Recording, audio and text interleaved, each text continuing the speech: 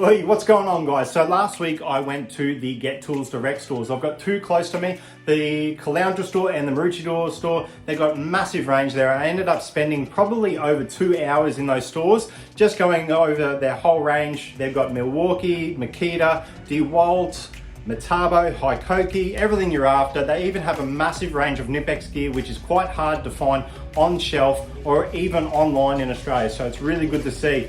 But what I ended up grabbing was this, the Milwaukee M12 Hatchet. So let's have a quick look at it. The Hatchet is 420mm long and weighs in at 1.86 kilos.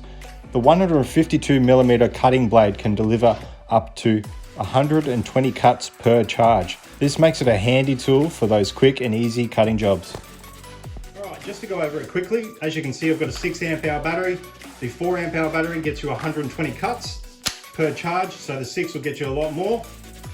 If we have a look, we now have the handle, obviously with the trigger, you've got a dead man switch. Either side activates it, so left or right handed is fine. All you have to do is push it in and pull the trigger. And then you have a safety handle at the front. So the idea is to put your hand inside there, so then you have a guard from any sticks and the blade itself. As you can see, we do have a cover on the blade.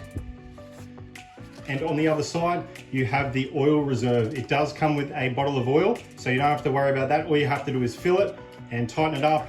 You have to run it for about 30 seconds before you start, and off you go.